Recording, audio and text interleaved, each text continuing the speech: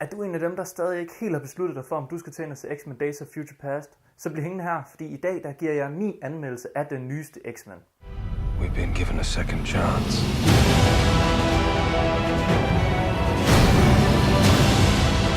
Guide us. Lead us.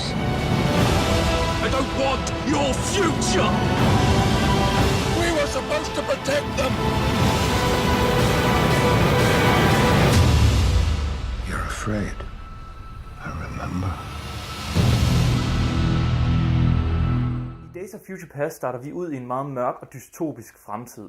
Her der kæmper de sidste X-Men for overlevelse mod de altødelæggende og mutant-dræbende Sentinels. Som et sidste håb bliver Wolverine sendt tilbage i tiden, nærmere bestemt til omkring 70'erne, for at forhindre, at de her Sentinels nogensinde bliver bygget. Og det er i den her fortid, hvor langt størstedelen af filmen den foregår. Når man først hører plottet, kan man godt blive lidt bange for, at det er for indviklet og tager for meget fokus væk fra den action, der er så obligatorisk i de her X-Men-film. Men her bliver jeg faktisk positivt overrasket over, hvordan det lykkedes instruktøren at fortælle historien på en sådan måde, at det ikke bliver for indviklet og kompliceret, men man samtidig let kan følge med i historien. I X-Men Days of Future Past bliver det gamle cast fra de originale X-Men-film blandet med det nye cast fra First Class. Også her kan man godt blive nervøs for, at der er for mange karakterer med, og du dermed ikke rigtig lært dem at kende og ikke rigtig kan relatere til dem. Men igen overrasker Bryan Singer ved at jonglere perfekt mellem de forskellige karakterer og dermed give dem lige præcis nok tid til at være deres egne.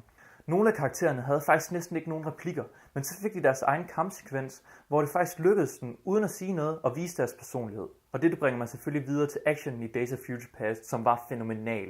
Om det var når man så Iceman glide ud af en portal på en rutsjebane lavet af is for at kæmpe mod de altødelæggende Sentinels, eller når man så Mystiques næsten ninja-agtige kampscener mod diverse skurke. Og så er der selvfølgelig Quicksilver, og for dem af jer, som ikke har set filmen, vil jeg selvfølgelig ikke spoile noget, men jeg kan godt sige, at Quicksilver var en af de bedste oplevelser i den her film. Han har efter min mening en af de bedste scener i nogen som helst superheltefilm til dato. Men ikke nok med, at actionen var ekstremt god, så var skuespillet virkelig også noget, der var fænomenalt i den her film. Når man har en film med så ekstremt mange skuespillere, blandt andet Jennifer Lawrence, Michael Fassbender og James McAvoy, så kan det virkelig være svært at se andre end de skuespillere i filmen. Men her igen skal Days of Future Past virkelig igennem. Når jeg så på Mystique, så jeg Mystique, jeg så ikke Jennifer Lawrence, og det samme med Magneto og Professor X.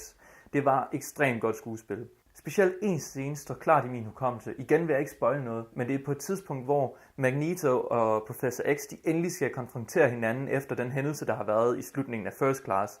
Og den her scene, den er så kraftig og følelsesladet, at man virkelig kan mærke, hvordan Michael Fassbender og James McAvoy, de virkelig er nogle gode skuespillere. Alt i alt er X-Men Days of Future Past en af de bedste film, der er kommet ud i år. Uanset om du er til superheltefilm eller ej, så synes jeg virkelig, du skal gøre dig selv den tjeneste og komme ind og se den. Den har et solidt plot, den har nogle ekstremt gode skuespillere, action er fænomenal. Så alt i alt vil jeg give X-Men Days of Future Past 96 ud af 100. Det var nogle af mine tanker omkring X-Men Days of Future Past. Hvad med jer? Skal I ind og se den? Har I været inde og se den? Var der noget, I var uenige med mig i? Jamen så skriv det ned i kommentarfeltene, så kan vi få en diskussion op at køre. Kunne I lide anmeldelsen? Jamen så husk at subscribe. Jeg regner med at have en ny anmeldelse op af The Fault in Our Stars i næste uge, og så kommer der måske også nogle filmnyheder osv. Men det var alt for denne gang.